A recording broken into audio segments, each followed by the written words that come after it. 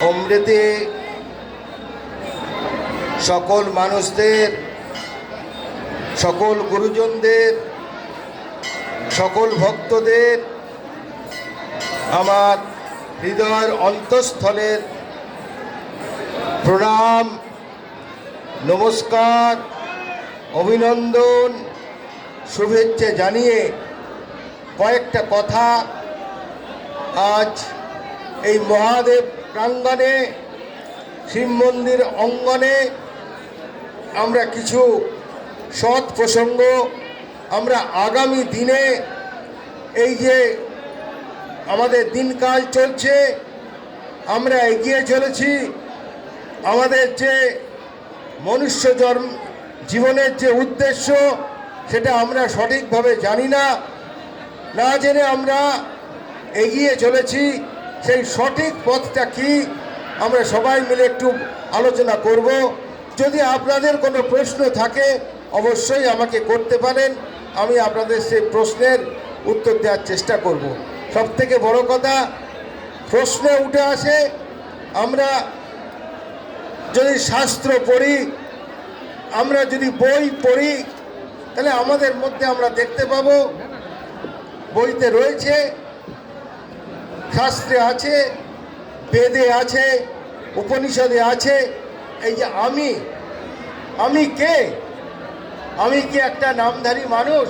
আমার নাম ধরুন অমর মহারাজ, আমি কি এটাতেই সমৃদ্ধ? মোটেই নয়।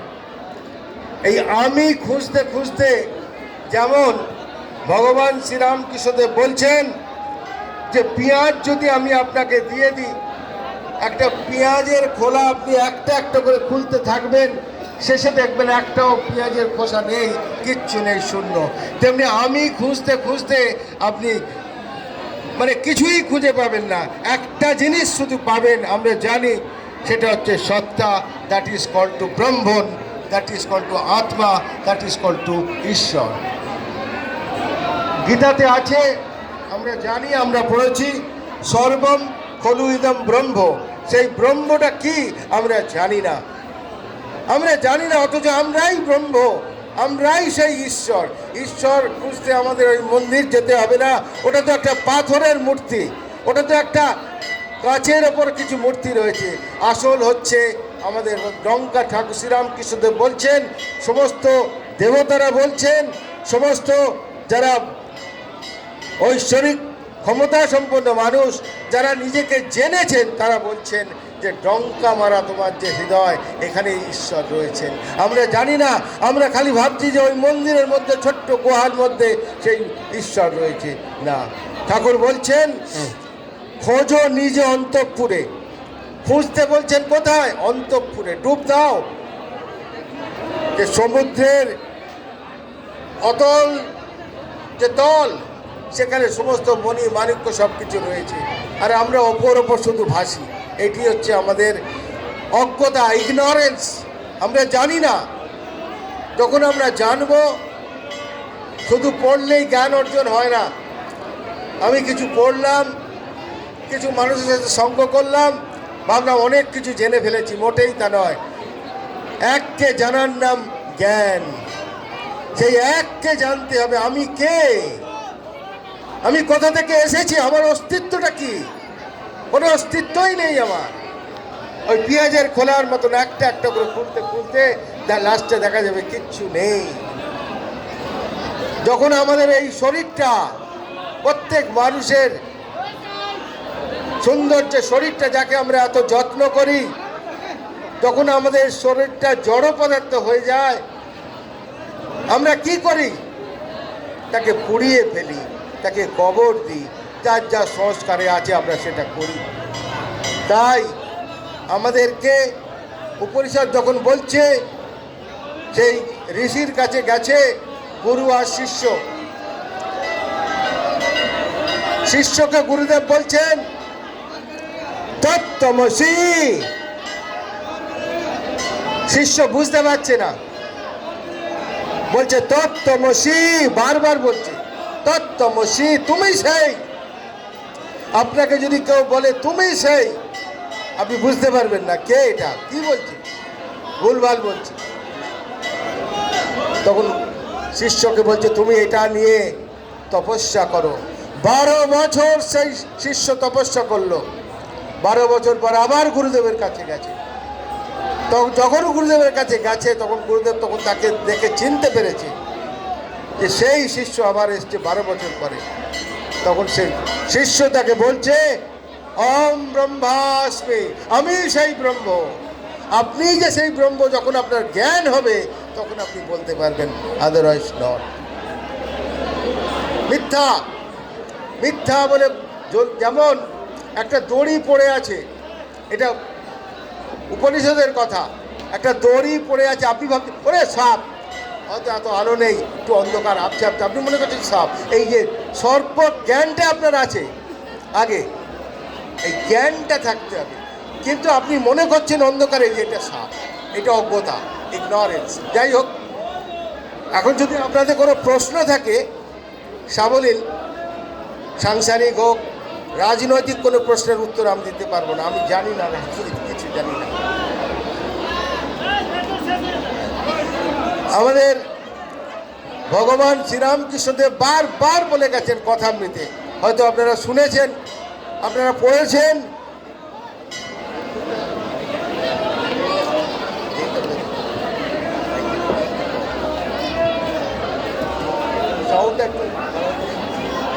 সাউন্ডটা বাড়াও। হ্যালো, হ্যাঁ হ্যালো। ভগবান বারবার বলছেন, সমস্ত অবতারও সে একই কথা বলে গেছে, বলছেন সব শিয়ালের একরা। কিরকম? অমৃতিতে সন্ধ্যেবেলায় রাত্রেবেলায় শিয়াল হুক্কাউয়া ডাকছে, আবার মালদায় যে শিয়াল সেও হুক্কাউয়া করছে, আবার উত্তরবঙ্গের যে শিয়াল সেও একই ডাকছে, আবার কলকাতার যে শিয়াল সেও একই ডাকছে। মানেটা কি? এই কথার মানে হচ্ছে সবাই একই কথা বলে চলেছে। সমস্ত অবতার, সমস্ত ঋষি মুনি যারা তপস্যা করেছেন, যারা নিজেকে জেনেছেন, তারা বলছেন মনুষ্য জীবনের উদ্দেশ্য ভগবান শ্রীরামকৃষ্ণদেব বারবার এমফাসাইজ দিয়ে বলছেন, মনুষ্য জীবনের উদ্দেশ্য ঈশ্বর লাভ, ঈশ্বর লাভ। সেই ঈশ্বর লাভটা কি? এটা কি একটা রসগোল্লা খাওয়া? এটা কি একটা বেড়াতে যাওয়ার কোনো কথা? না এটা কি একটা অন্য কোনো কথা, গল্পের কথা? তা তো নয়। ভগবানকে জানা, নিজেকে জানা খুব সোজা, খুব কঠিন। উনি নিজে বলছেন, এই মানুষটি মাস্টারমশাই খুব শিক্ষিত, খুব ভালো পণ্ডিত মানুষ, খুব ভালো বলেন, আর এই মানুষটি ভবেশ মণ্ডল, আমাদের ভর্তিদারি আশ্রমের কর্ণধার, খুব ভালো বলেন, শিক্ষিত, প্রাজ্ঞ, বিদগ্ধ এরা সবাই। আমি মশাই কিছু জানি না, আমি একটু শুনে এদের কাছ থেকে শুনেছি, একটু টুকটাক শুনেছি। কথাটা হলো এই যে ভগবান, যে কথাটা, আমি তো ভগবানকে দেখিনি, আমি তো মহাদেব শিবকে দেখিনি, আমি তো কালীকে দেখিনি, আমি কি করে আমার মধ্যে সেই ভক্তি আসবে? আসবে না। আমি কি করে যখন তাকে ভোগ নিবেদন করব, এটা করতে পারবো না। আমি যেমন আমি আমার বাবা, কাকা, ঠাকুমাকে জানি, তাদেরকে বসে খাওয়াতে পারবো, আমি কি মহাদেব শিবকে ডেকে বসে খাওয়াতে পারবো? হবে না, আসবে না সেই ভাব। সেই জন্যে ভগবানকে জানতে হলে শুধু প্রার্থনা চাই, যেটি ভগবান শ্রীরামকৃষ্ণদেব আমাদের তার কথামৃতে বইতে, তার জীবনীতে বহু জায়গায় বহুভাবে বলে গেছেন। আমার টাকা পয়সা চাই না, আমার গাড়ি বাড়ি চাই না, আমার জামা কাপড় চাই না, আমার কোট চাই না, চটি জুতো চাই না, মা তুই আমায় শুদ্ধা ভক্তি দে। এই যে ভক্তি, শুদ্ধা ভক্তি দে, অহেতুকী ভক্তি দে। এই যে শ্রীরামকৃষ্ণদেবের প্রার্থনা, কার কাছে প্রার্থনা করছে? মা কালীর কাছে। আর সেই মা কালীর কাছে দেখুন আমাদের মহাদেব শিব শুয়ে আছে। এগুলো কি জানেন? এই যে তত্ত্বের কথা,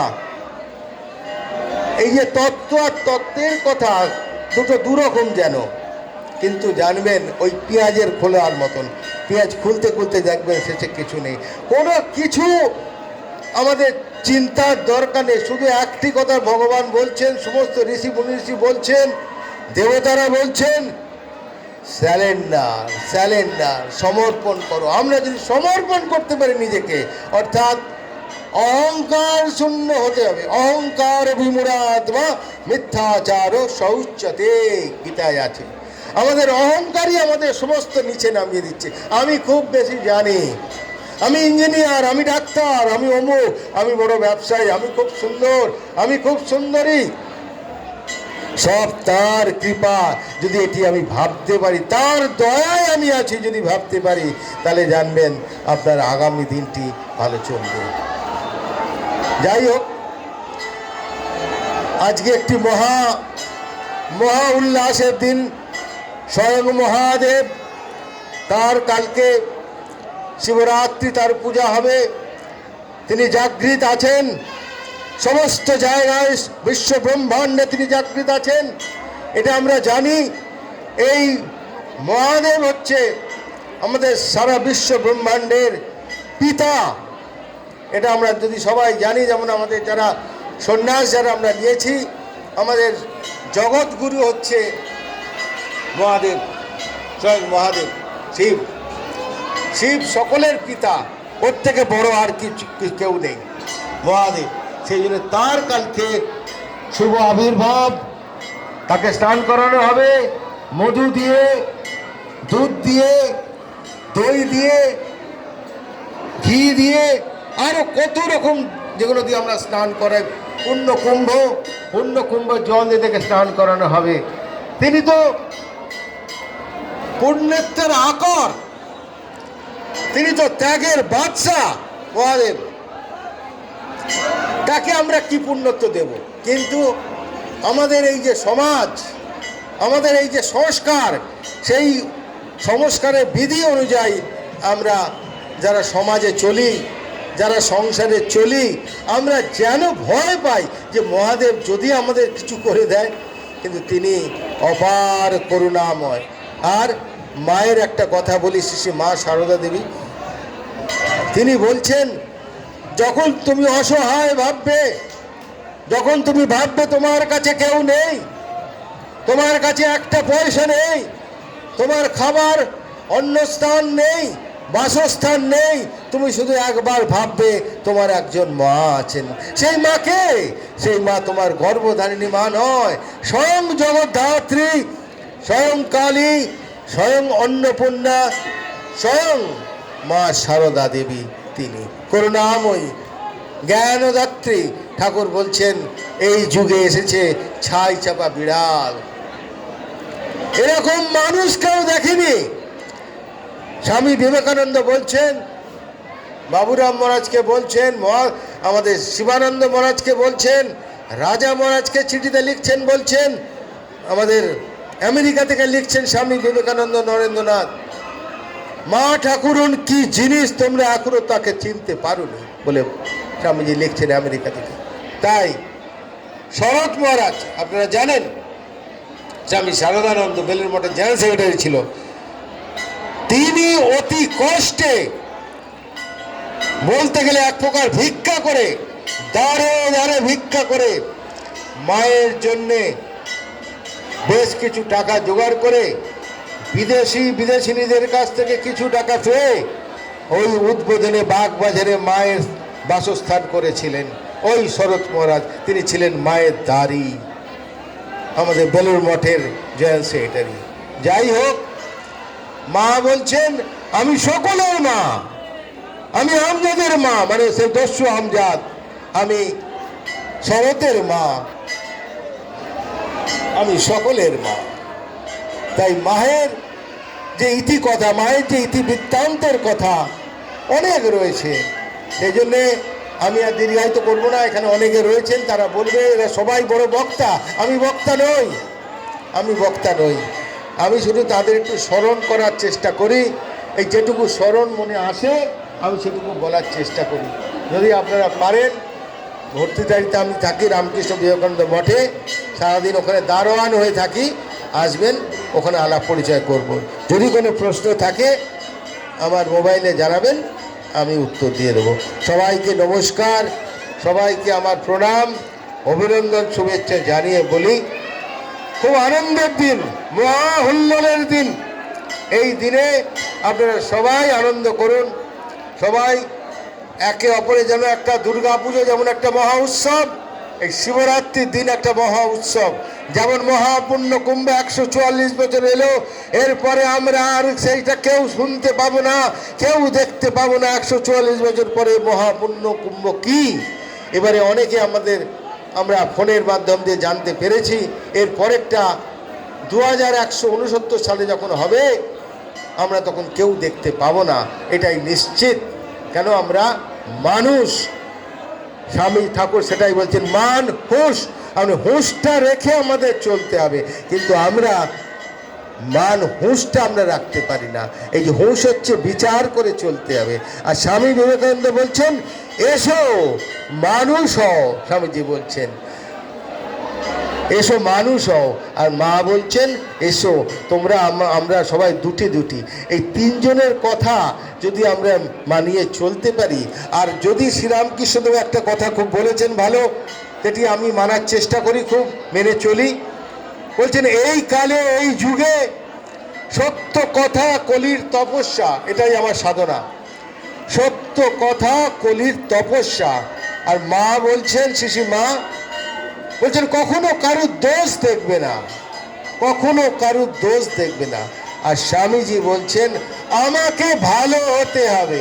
আমি যদি নিজে ভালো হই, তো আমাকে দেখে আপনি ভালো হবেন, আপনাকে দেখে উনি ভালো হবেন। তখন স্বামীজি বলছেন, সকলেতে আমি, আমাতে সকল, আনন্দ আনন্দ আনন্দ কেবল। নমস্কার সকলকে, নমস্কার, নমস্কার।